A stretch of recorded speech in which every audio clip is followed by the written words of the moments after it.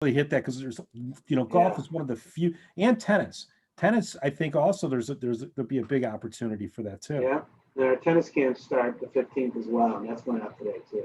Is that going to be weekly or how's that work? Weekly, yeah. I think if we email blast both of those things, I'd wait a day or two for this. Obviously because everything's just digesting. I think Ojib was supposed to come out tomorrow. I can't believe they're going to go considering every other camp is canceling. Well, I don't, yeah.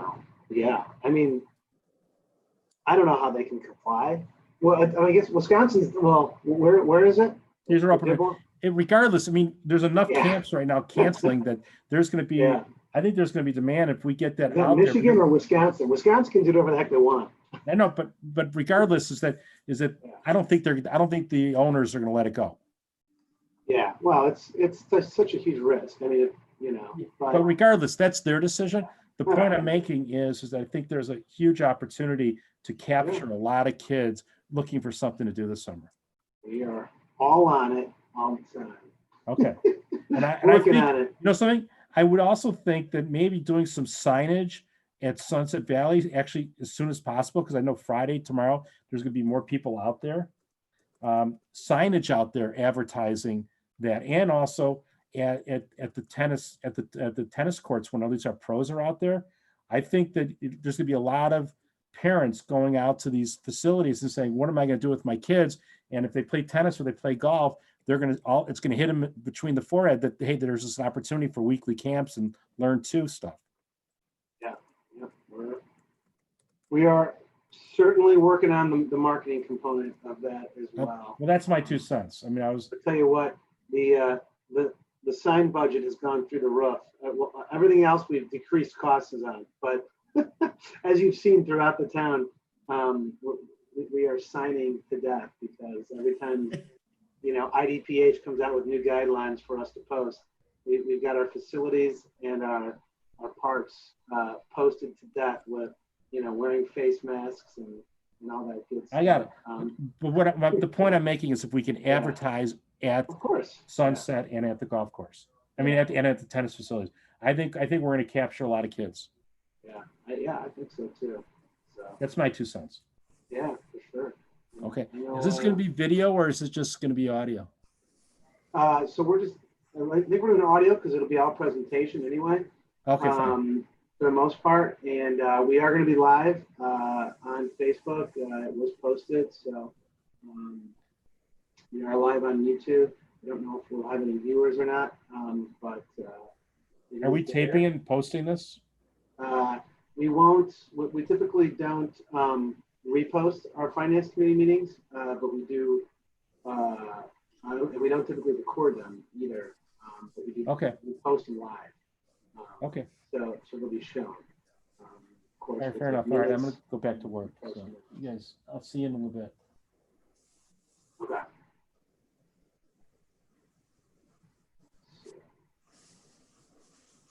This looks like I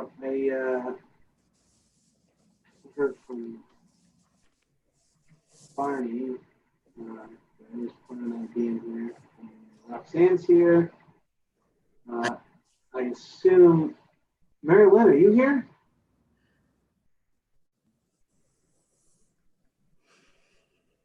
If you are, you're muted. There's 2 technology departments and they're both muted.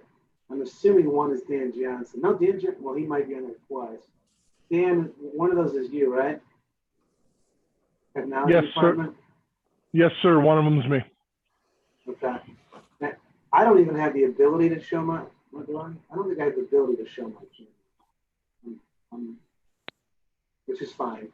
Actually, my computer is in closed position, so I can view on the screen. But I believe Mary Lynn, are you? This has got to be you. I'm unmuting whoever this person is. No. Mary Lynn, are you there? I just got you in. It's fine. No worries. You sound like you're 5,000 miles away. She's calling in. Okay, wait, can you guys hear me or not? Now we Yeah. can. You can hear me now? Okay, Who's perfect. 3138? Me, That's what I thought. That's what. okay. Who's- AKA the technology department. So I you're think. you're calling in, and then you're in his technology department. Is that right? Your Yeah, screen? you know what, I just don't know. We're just gonna leave it the way it is because it seems No, to it's be fine. working. Let's not tempt the fate and, tempt fate and who knows what will happen. You're fine. I'm just trying to figure out who else is on here. So I don't think okay. any other department heads are coming to this meeting. I think it's just going to be myself and Mary Lynn. And I know Mary Lynn is, are you with staff? I believe Scott may be in at this point. Does Scott look like he's Okay. in? Are you going in the meeting? And Karen's in my office, but only because we're looking at something else. I'm not sure if she's gonna go in or not either. You know what? Okay, Scott's gonna try to be on, he said. Are you coming on? Either way, But- either way. I was just Okay. curious. Okay, and Karen is not gonna be on. She's too much to do.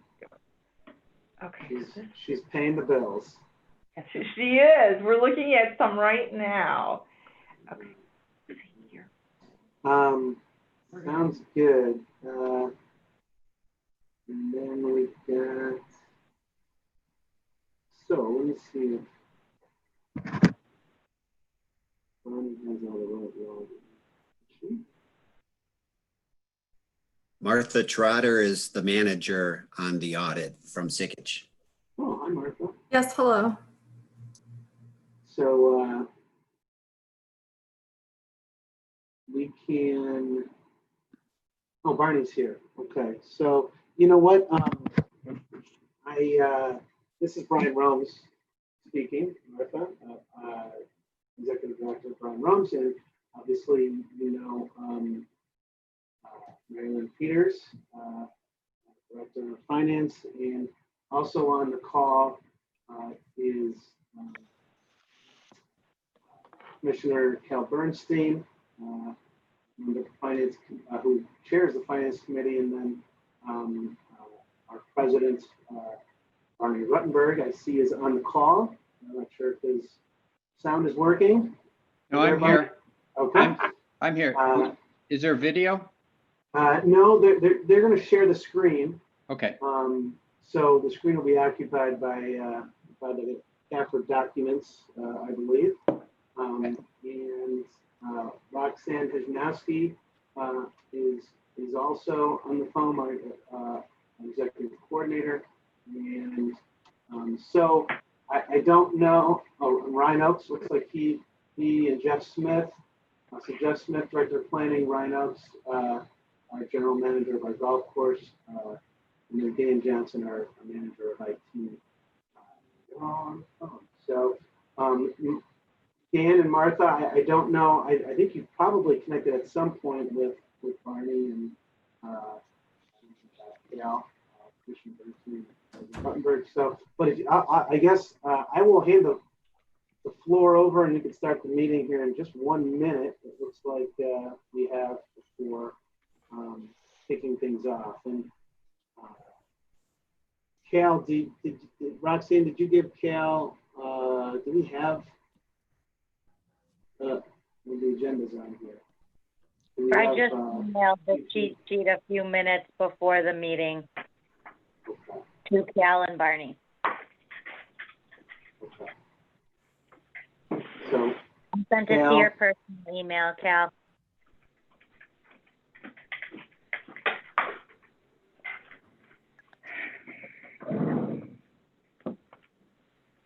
so Cal, whenever I think you're ready, Oh, yeah, it's 3:00. we can call to order whenever you're Okay, ready, Cal. all right, this is Cal. Everybody ready? Yeah. Okay, I'm Yeah. going to call to order the meeting of the Finance Committee for the Park District of Highland Park. And it's being called to order at 3 o'clock exactly, 3 p.m. exactly. Could someone please call the roll? Commissioner Bernstein, Here. President Ruttenberg, I am here. Okay, we have a quorum for the meeting. Excuse Um, me, Sorry? Terry Oh. Greensburg's here. Very good. Oh, I'm sorry. I'm who's there? sorry, Commissioner Grossberg. Grossberg. Commissioner Grossberg. Okay, Commissioner Grossberg is here. That's even better. All So- right. So, hold on a second. Yeah, hold on. a And second. answer someone else calling on No. someone's phone. Okay, so that's, I'm also working at the same time. So Okay. the first item on the agenda is public comments. Okay. Yeah, we did not receive any public comment. All right, hearing no Okay. public comment. The next item on the agenda is to approve the Finance Committee meeting minutes for March 3rd, 2020. Do I hear a motion? So move. I'll second. All in favor, say aye. Aye. The ayes have it. Next item on the agenda is the CAFA review. Dan Berg and Martha Trotter from Skitch to present. Okay. And Dan, what would you like me to Yeah, pull hold on a up second. first? Hold on a second. I think the CAFR.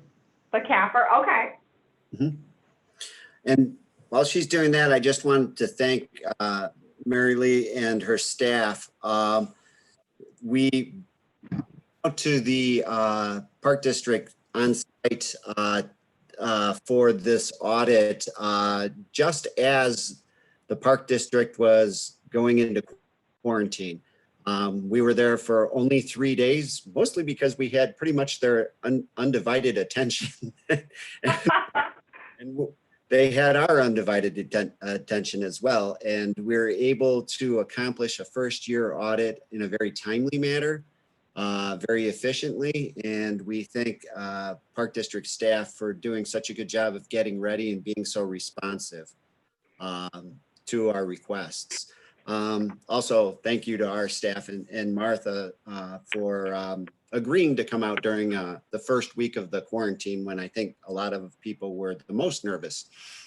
So, but and I also wanted to point out that the documents that we're going to review today are thus far undated for the sole reason that we are awaiting the issuance of the IMRF CAFR audit so that we can be assured that the IMRF numbers are finalized.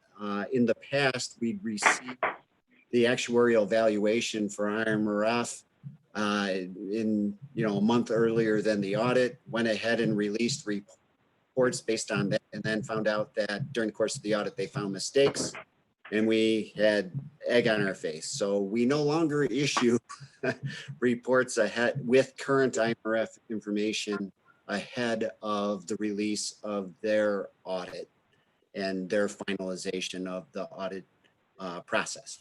So with that said, we can hit a couple of quick highlights on the CAFR and feel free to jump in with questions or to let me know that I'm heading down the wrong rabbit hole or what have you, if I'm giving you too much or not enough information.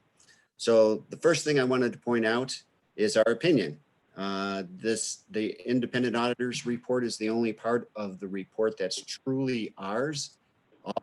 The rest of the report is drawn from Park District records and is representations made to us by the Park District. So this is what you pay us for, this paragraph.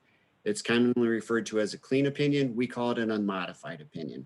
It simply says the financial statements present fairly in all material respects. And that's what you pay us for. So good job. Best we're allowed to give. All right. All right, Thanks. so moving on to the statement of net position. Near the bottom of the page, I boxed a couple of the numbers in the equity section. Basically, the equity of on a full accrual basis. Bless Oh, you. bless you. Glad we're virtual here. The net position represents the full accrual equity of the district, and it's listed in the order and spend it. So the first amount is your investment in capital assets net of related debt. and adding back any unspent bond proceeds. So that's the net, your net investment in your capital assets. Can't operate without it. So we segregate that out to make sure the reader doesn't think you can spend it. The next two are legally restricted to specific purposes, mostly by your tax levy. And then the final number is the amount that you could legally spend, the 17.7. If you want to flip to the next one, the statement of activities. The statement of activities shows that the net position increased by nearly $3 million, mostly because revenues went up considerably with the opening of the golf course, or reopening of the golf course, I should say, as well as some grant money of about $1 million up there. That 1 million, So I got a folder here. get it with my finger like an idiot. I'm sorry. Under grants and contributions. There we go. Thank you. Mary. Sure, just tell me what you want me to do here, Dan. I'm Got it. sorry. I haven't done a lot of these virtually yet, so I'm learning to. I gotcha. Okay. Next slide, next page of the CAFR that I wanted to go to is the fund balances. This is back to the modified accrual basis. And again, we show the fund balances in the order they can't be spent. Non-spendable for prepaids and inventory. You already spent the money. Restricted, that shows the two legal restrictions.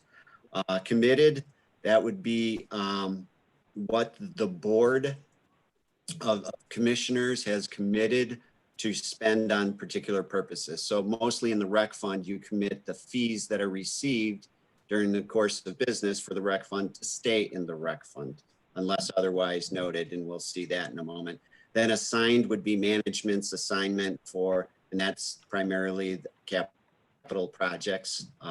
Monies that have been transferred in to capital projects are assigned, so you could change your mind on that down the road, but for that purpose. And then unassigned, only in the general fund can we have unassigned, and that's that number is within your fund balance policy. Flipping to the next page, that's actually 2 pages, sorry. This Okay. is the statement of revenues, expenditures, changes in fund balance. Again, on the unmodified, we see that the general fund is the first column, rec fund's the second column, and considerable increases to fund balance based on revenues and expenses. Much of that money was then transferred primarily to capital projects and debt service for operations, leaving an increase in fund balance of nearly a little over $900,000 for the general fund and $55,000. So virtually a break-even year for the rec fund as a result of that transfer out. On the next page, we see the debt service, capital projects, and non-major funds.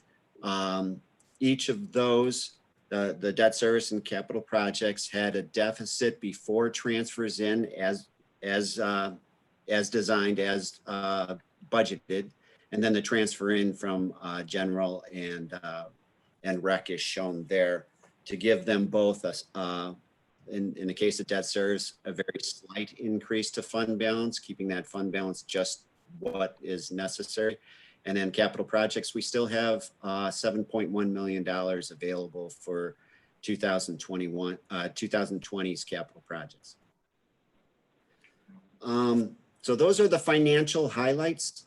I did have a couple other pages bookmarked just in case you'd like to see them. The first is the IMRF. And if you could slide down a little farther. There you go. We're showing the net pension liability or asset. In this case, it's assets going across, fluctuating quite a bit year to year. So I also boxed net investment income up above that to show exactly why it is fluctuating so much. You know, from 105% to a high of 117%, and it finished in 2019, which was another very good year to be measuring investments, as you know. So we are back up over 111% there. By the way, you're one of my few park districts that is fully funded and consistently so. So that decision a few years back seems to be paying off and keeping your rates fairly low. Congratulations. Also wanted to point out it is a CAFR, so it does have a statistical section. We have one schedule left to complete. We're waiting for information from either your bond financial advisor, or perhaps we can get it from the city to get overlapping debt from each of the overlapping taxing bodies. But other than that, the audit's ready to go, just waiting for IMRF to issue the report. When they do that, we'll send the rep letter to Marilyn, sorry, and we'll get that opinion dated, and we can go ahead with issuing the report. Is there any questions that you have on this document or perhaps on the process before we switch over to the board communication? Before I turn it over to my fellow commissioners for questions, I do have a couple. And I know I realize that these numbers are good through December 31st, 2019.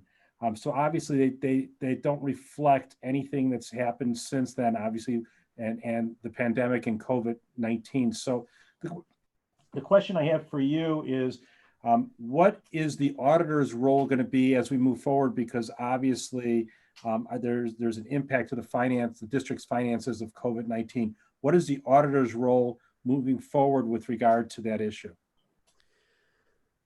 It'll be interesting. I'm just starting some of my April 30 audits. We haven't actually tested any numbers yet, but I'm sure each of those entities will be impacted with far fewer revenues for charges for services and fees.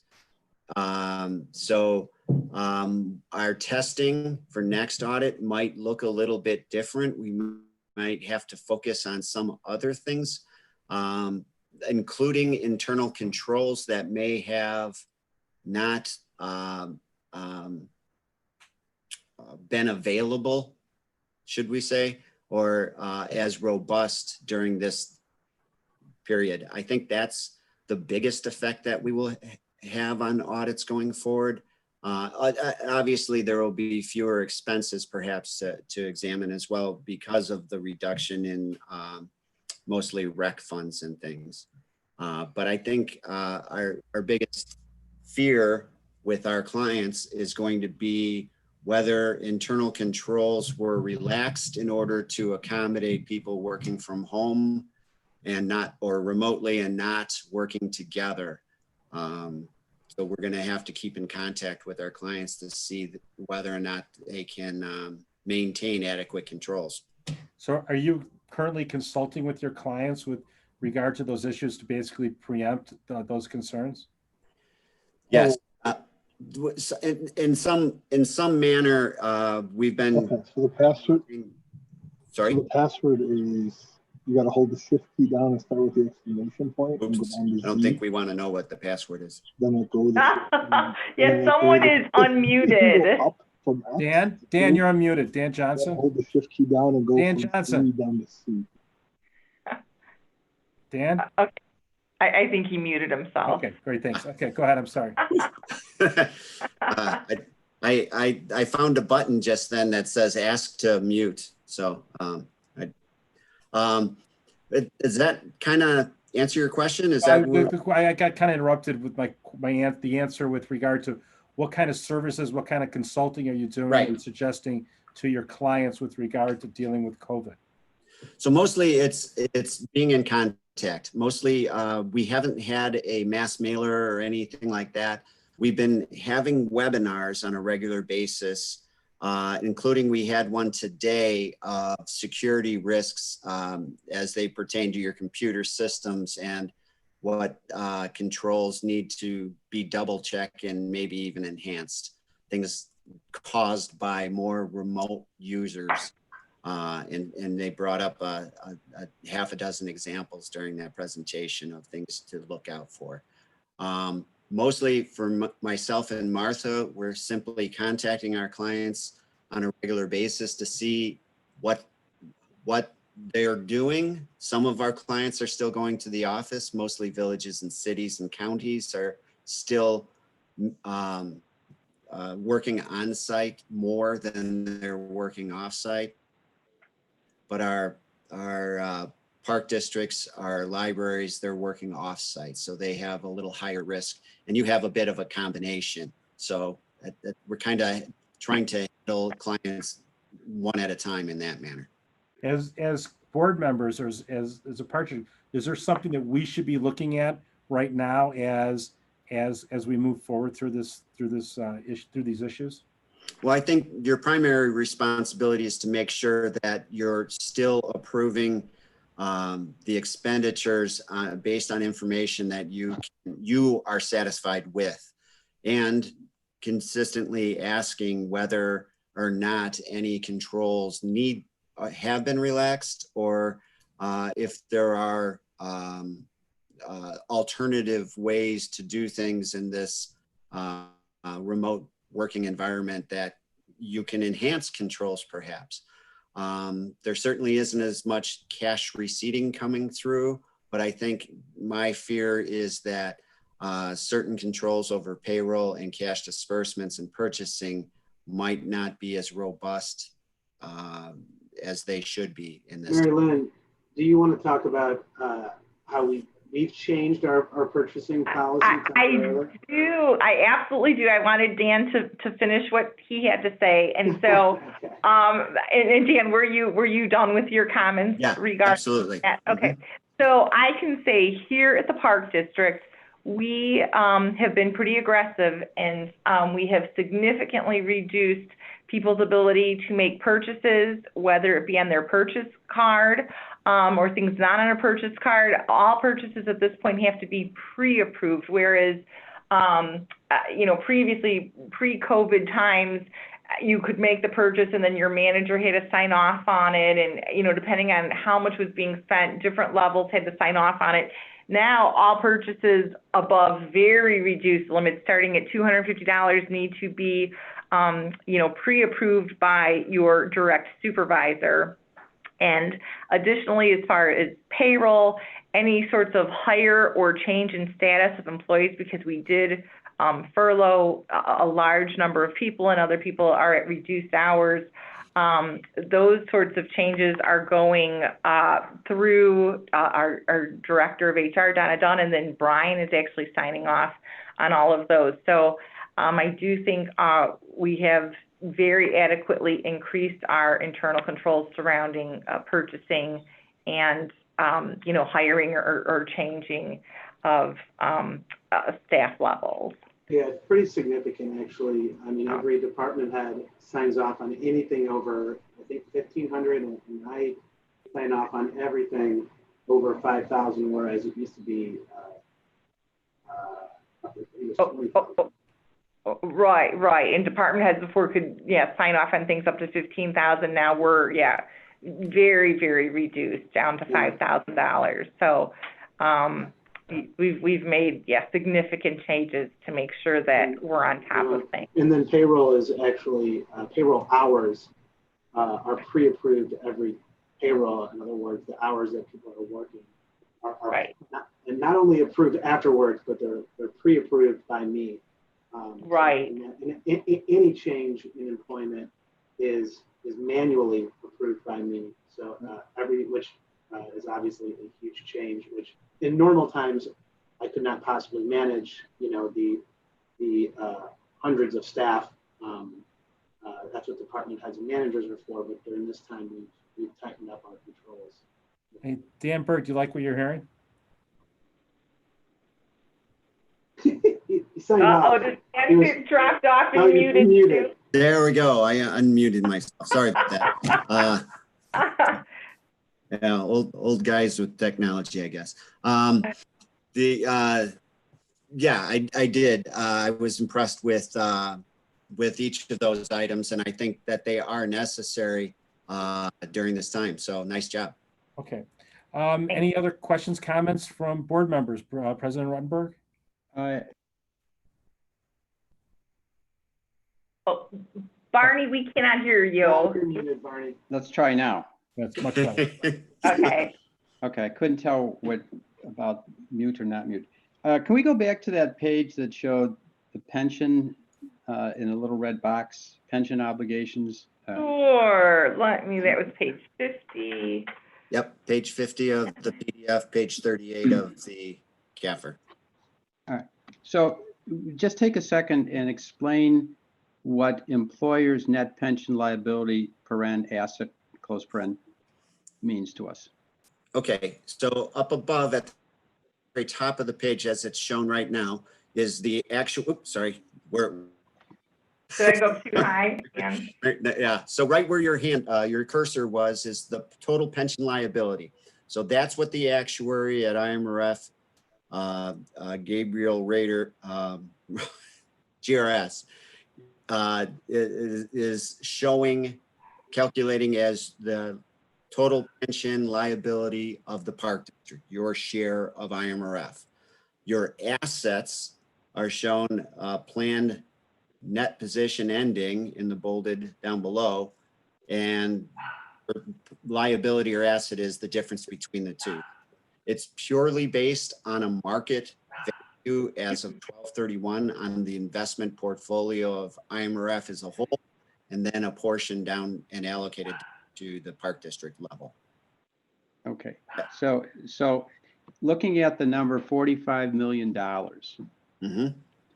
is somebody saying that if everybody retired today and we didn't have any employees as of tomorrow, the park district through the pension fund would owe $45 million. Right, on a present value. Okay. That's shown as I guess my question is, why is it shown as a liability? Because we don't pay $45 million, or do we? That's what I am trying to figure out. The park district is responsible for accumulating enough assets in IMRF to cover that. And it is being charged that on a monthly basis based on covered payroll, a percentage of that covered payroll. And you're required to submit that monthly to keep your funding level where it's at, or they've probably reduced your rate somewhat because of Yep. Whereas people that are underfunded, their rates are considerably higher. But basically, you're required to, if you haven't hit that number yet, to get there during the course of your economic life. And then we go down below to the asset column showing $5 million, which is determined, excess. which is how much is excess. So it's $5 million over and above what we would need to have in the IMRF account. Correct. And aren't we getting some refunds from them, by the way, guys? Not that I'm aware of. I haven't known them to refund money. They've reduced rates. I have had a client that had about a 2% contribution level, but I've not seen them cut checks back. All right, well, I wouldn't either if I were them, but well, they've got the whole state to worry about. So we have excess deposits with them, which will then result, we're thinking, I believe that our annual contribution rate goes down.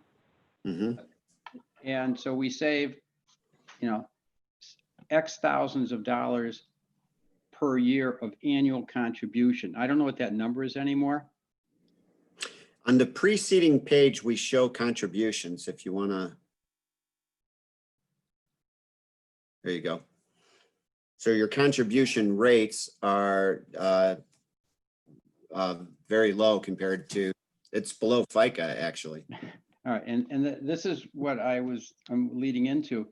This is an extremely positive situation for us to be in. Right. And were you on the board when additional payments were made? That's when I started and I voted very much so. Let's pay it. Yeah. Okay. Then I just wanted to make sure I didn't condescend to you. No. What I'm trying to build up into, what I'm trying to build up to is the picture Mhm. that I think when this is presented to the public, I think is an important point to make really clear. I'm just kind of working my way through this to get to that point. You know, I think it's something that we should be very proud of. Instead of putting in we're putting in $73,000 last year of taxpayer money to pay for pensions versus 329, 317. So in essence, we are saving the taxpayers the money that goes there and lets us have more money from what we collect in taxes and fees to pay for services we're providing. Correct. Okay. Good point.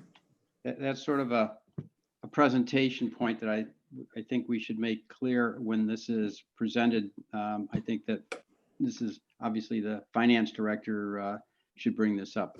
Don't you guys think so? Yeah, I don't think Cal misses an opportunity to bring this up when we get a chance. Okay. Anything else, Barney? No, sir. Dan, I just want to mention that you kind of identified the issue is that the idea with regarding paying down the pension, President Ruttenberg is being too modest. It was his idea, so we are all appreciative of his efforts there. So that respect, I'm going to turn it over to Commissioner Grossberg. Do you have any comments or questions? I do not.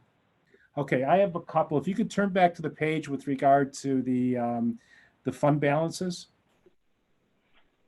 That'd be page 7. 7. 18. 18, I believe. Yeah, I think it's 8. Yeah. Okay, hold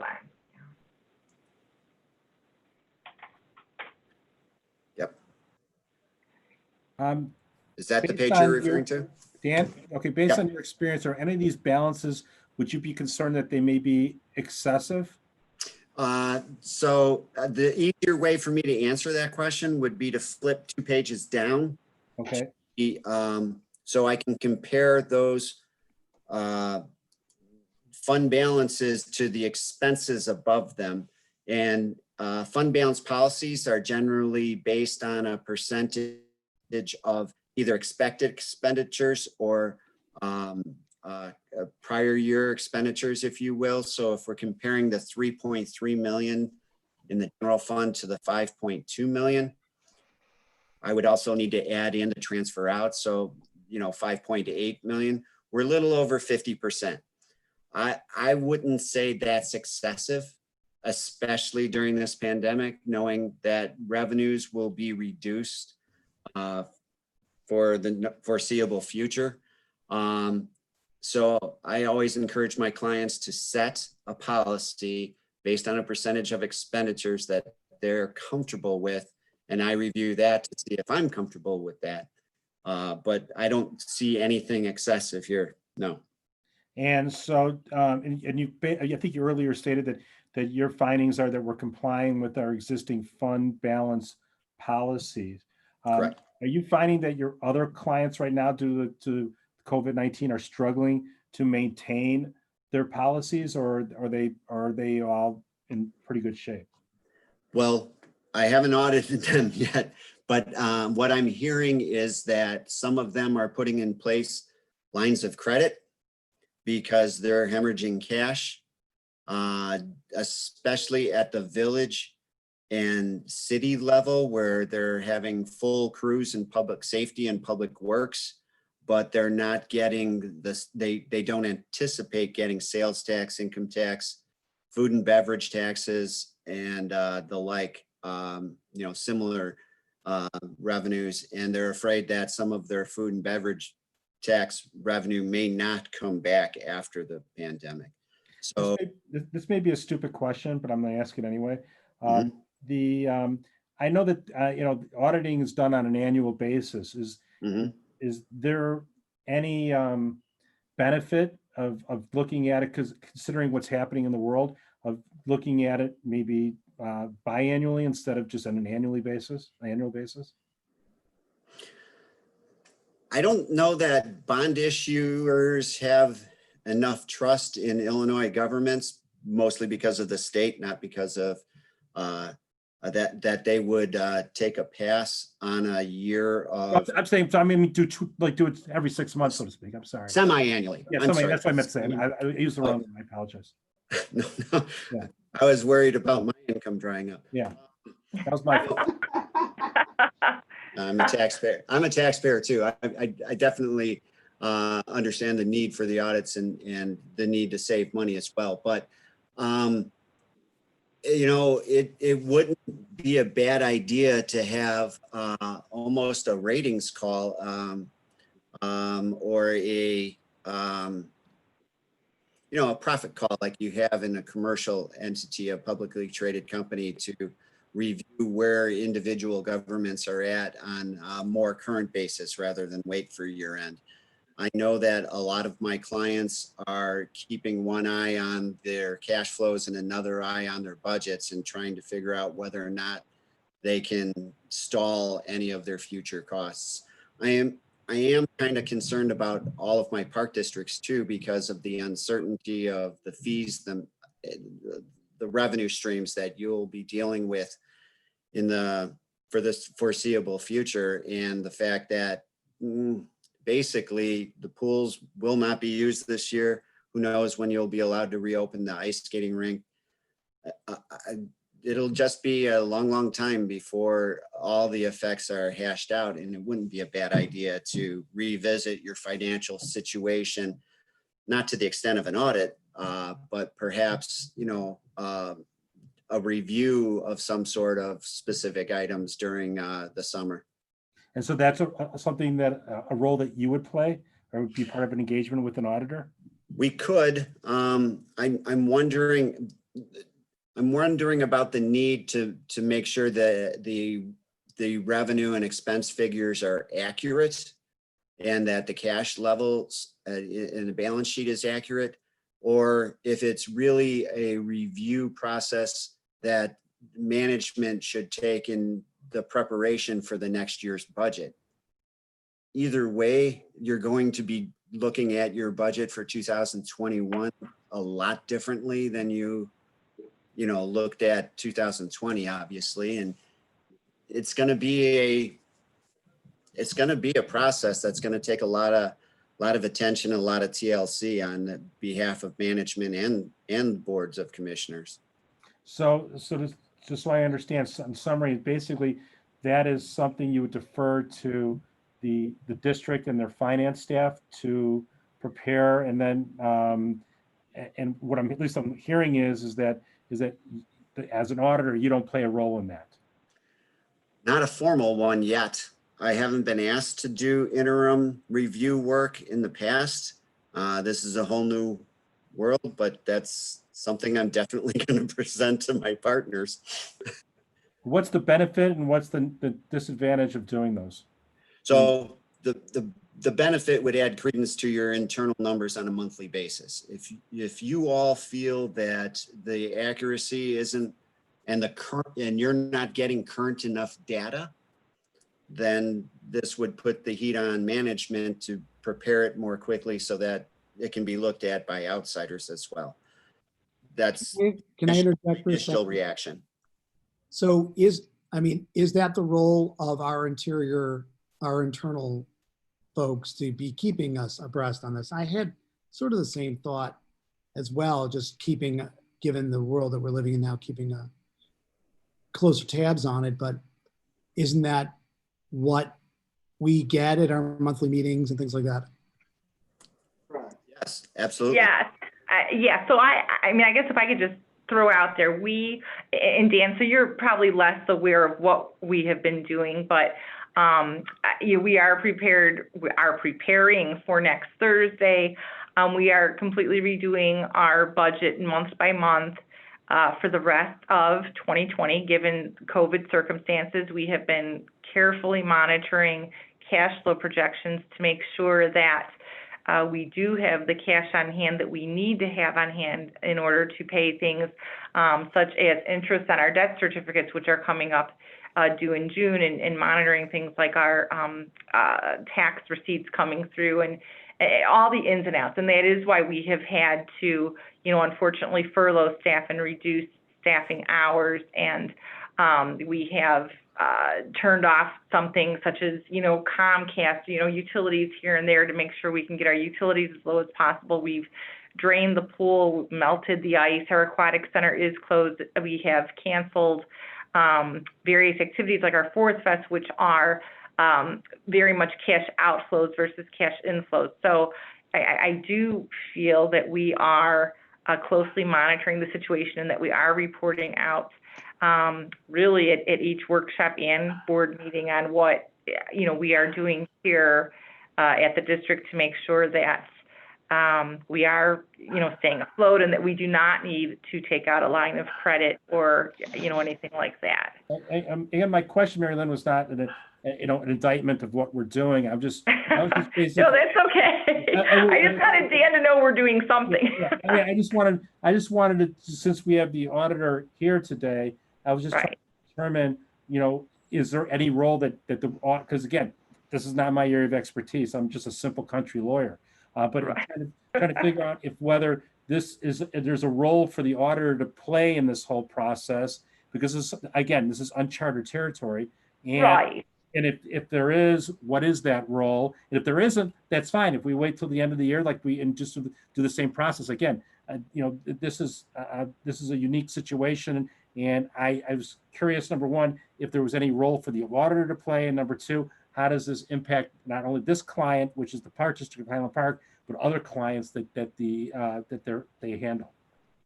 And it's excellent points and great ideas. And the role we have been playing so far has been advisory, bouncing ideas or being available for questions, but also as we hear things like what Mary Lynn was talking about, doing, revising the budget, doing forecasting and things like that. We're passing them along to other clients. The government industry is very sharing. And oftentimes one government will create a new forecast tool or share their assumptions in their forecast, things like that. The Village of Arlington Heights did one a month and a half ago that they put online or shared, where they're showing how they expected much of their revenues to drop, but also expenses. I'll be interested to hear exactly what the savings will be on cash outflow activities like pools. Generally, pools don't make money. So the fact that you drained it and are closing it for the summer should save a substantial amount of money. And all those services are within the scope of your representation engagement? No. Well, I'm sorry. What I was talking about just now, yes. Okay. Additional, yes, Okay. yes. We're always being used to bounce ideas off of and share what our other clients are doing. Okay. Any other questions, comments? Okay, let's move on. The only other document, oops, sorry, Martha, did you want to say something? I was just going to refer to the board communication, which we haven't reviewed yet, but that was provided to you. And one of the pages in there presents the audit adjustments that we had. So we had only 3 adjustments. So if you're reviewing numbers on a monthly basis, the fact that from our audit procedures, we found only 3 additional adjustments or changes to the numbers lets you know that the numbers that you see on a month-to-month basis are pretty reliable. Given the number of transactions that occur on a yearly basis, we only had 3 adjustments to those numbers. So you can pretty much rely on the numbers that you're seeing on a monthly basis from finance. And good, excellent point, Martha. Thank you. And bearing in mind that the monthly financials will be more on the cash basis than on the accrual basis in some instances. Just out of curiosity, what was the order of magnitude of the adjustments? We can flip to them. Basically, they're on pages 7 and 8 or 7 of the PDF, the additional PDF for the board communication. You pull that Yeah, up. They you weren't- know, I'm about to pull that up. I'm sorry. It, for some reason, it's not opening out of the finance committee file. Hold on, let me pull that up. I'm sorry.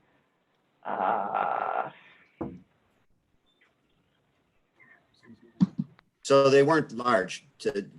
They were all under $100,000. So none of them were considered material, I guess is maybe a better word to use, Dan, if that's an okay word for you. Or are you? Okay. Actually, the first two for the individual funds were material to those funds, but Oh, okay, yeah, total, okay. not to the Sorry, park yeah. district in total. Yeah. So on the fund level, yeah, they were pushing Right. material. Over. So like Martha said, there was only 3 funds. We decreased the receivable for grants. Then we reallocated the health insurance premiums flex. And then the last one was what we had initially considered to be a prior period adjustment, because it's correcting deferred revenue back from the rec track implementation of a couple years ago. Staff has been working on trying to quantify exactly the right number for deferred revenues. And we initially thought this number was significantly higher and had written it up as a journal entry, but when it came in at this level, it fit nicely under the materiality for that fund, for the rec fund. And therefore we could run it through current year revenues and not show it as a prior period adjustment. But we do on the succeeding page show that prior period adjustment as a waived or past adjustment to let you know that we could have handled it another way, but because it was below materiality but above individually significant items, we needed to alert the board of this. So is that a posting error or just a judgment error? How do these $100,000, $78,000 numbers come into the wrong place? Do you want me to take that, Dan? Sure. Mhm. Okay, so the first one, the 118,000, we were awarded a grant. I believe it was for $130,000 in 2019, and so we set it up on our books as a receivable so that we would not lose track of it and make sure that we were, tracking what we were spending and what was coming in. And so Dan and company, they had us back out the amount that we haven't actually received yet regarding that grant. So that's what happened with this adjustment here. Okay, so that's just putting it someplace so we won't forget about it. Right, and I mean, Dan probably doesn't want to hear this, but we reversed this on the 1st. So we still didn't lose track of it, and we expect the rest of this money to come in by the end of 2021. So, but it'll be, Dan, it won't be there next year, I promise. We'll be more careful with that. But yeah, for us, it's more of an internal tracking to make sure we don't lose sight of grant funds that we're expecting to have come in. I understand. So accounting wise, we would only recognize the revenue to the extent you spent grant monies. Right. Rather than book the receivable and revenue upon either receipt of the money or notification that you're going to receive a grant. That's fine, but we can't show the revenue in excess of the expense, the qualifying expenses. So that's made the adjustment. Okay, I understand now. Okay. All right. The second item that happened will not happen again because this relates to our old payroll system, ADP. which I believe we changed over to Paycom at the end of March. And so this reflects amounts back to that old system that used to have to be manually entered and, sort of an in and out thing. And with Paycom, you don't do that anymore. It's sort of automatic through the system. And so it seems that when the system was changed over, this one last entry was not made. So again, this has corrected it and should not happen again, because with Paycom, it's an automatic sort of thing. I'm good, thank you. Questions, comments from the board members? President Ruttenberg? Commissioner Grossberg? I'm sorry, I'm doing things at once. No comments. All right, thanks, Terry. Okay, anything else? Well, the final part of the board communication is the management letter.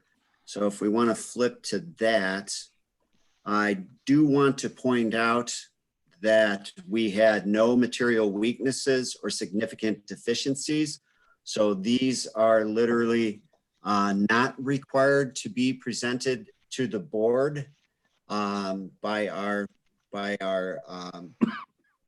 statement on audit standards. However, these are items that we talked about with staff and felt like we should put them in writing, at least to staff, but staff has also chose to share it with the board. So nothing earth-shattering, some suggestions, and that's pretty much it. The other comment on the Parks Foundation is simply advisory, and that we just want to make sure that if the Parks Foundation becomes material to the financial statements of the Park District, audit standards and governmental accounting standards require that we consider it to be a component unit of the Park District and included in the Park District's audit. And quite frankly, we don't want to have to audit that and include it in this document and charge, spend money on Parks Foundation that isn't necessary. So the idea is to make sure that the Parks Foundation turns over its money, its revenues and cash to the Park District in order to keep it immaterial to the Park District, if that makes sense. So Roxanne, does Dan Crennan from the foundation, is he aware of this, and Bob Bernstein? I think you meant to ask me. Or Brian? Yeah, I think I would be able to answer that better than Roxanne. No offense, I'm Roxanne. sorry. Yeah, no, totally. No, it's okay. I No, can't answer. sorry. No. So Dan and Bob are very aware, and really everybody that goes to those meetings is aware. I did explain this to them when this was first brought up some time ago, really before the audit even started. Dan Berg and I had discussed this and just sort of looking at, the balances of them sitting the money. And so, and Terry, you've probably been in on those discussions too, since you go to most of the foundation meetings. So we are being very cognizant of turning over any SMILE money. And so we did that right after the first of the year, once we closed the books. The other huge chunk of money the foundation is sitting on right now is for the work that's going to be done over at the golf course. And I know that construction is starting. And so we're paying it straight, out of those funds. So this should become a smaller entity, so to speak, because we've been letting the money sort of accumulate over the past year or so, a year or two, I guess I would say. Okay. President Ruttenberg, do you have anything? No, thank you. Could we just go upward to the comments? I believe one was non-cash check, unclaimed checks, and segregation of duties. Let me just look at these real quick.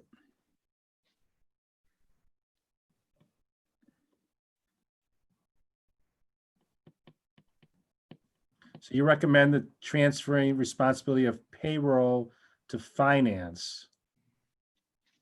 So right now that's an HR, correct, Brian? Yeah, that's correct. And that's that's, it's not uncommon in park districts. And I know Sikich, I believe, Dan, you have some, like, I think Wheeling, they also have it in, Yep. In human resources. And I know that during the discussions, it's just ensuring that the proper protocol and guidelines, procedures are in place to make sure that there's no issues. And Correct. I guess, generally speaking, you don't have to worry about those guidelines and those policies as much if it's not in the same department.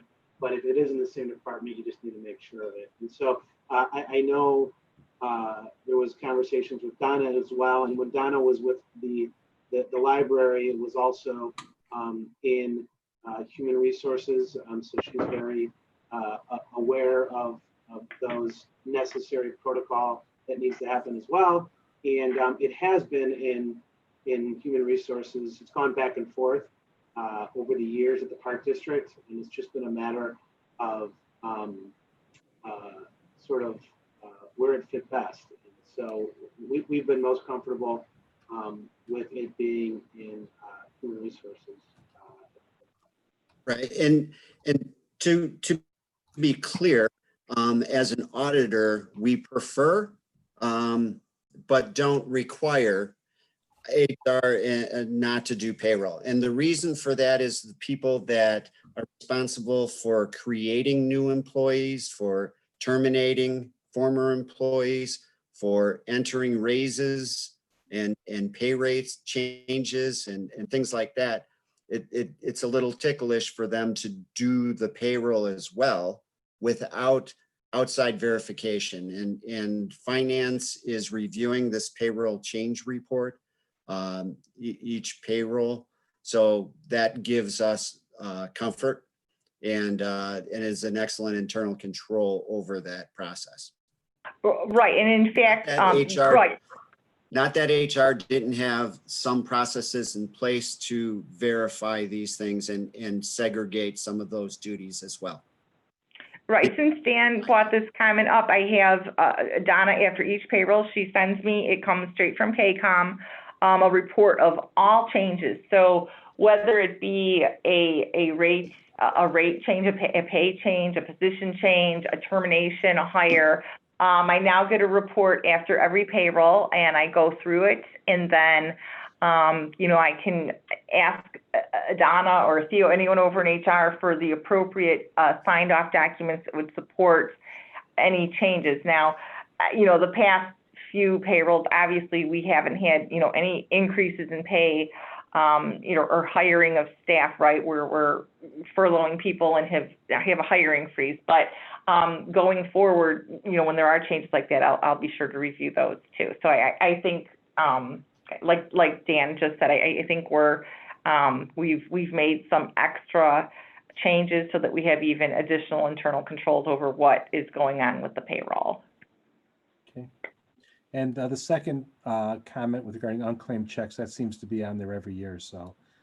Oh, but no more. We have written these checks off. We've given them, handed them over to the state, and so we should never see this again. Oh, wow. Good. Yeah. So.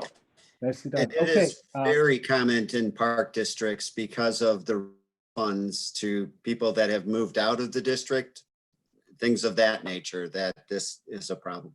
I always blame the kids, although they do direct deposit now, but a lot of the kids that they're working for the park district. Oh, sure. Payroll checks. Sure. Yeah. Right, because that's exactly what these were. They were payroll checks. We already had really good controls over regular sort of vendor checks, but now we have transitioned those over to payroll as well. So again, you should not see this comment ever again. Okay. Commissioner Grossberg, anything else? No, I'm good. President Ruttenberg? Very good. Okay, is there anything else that we need to go over?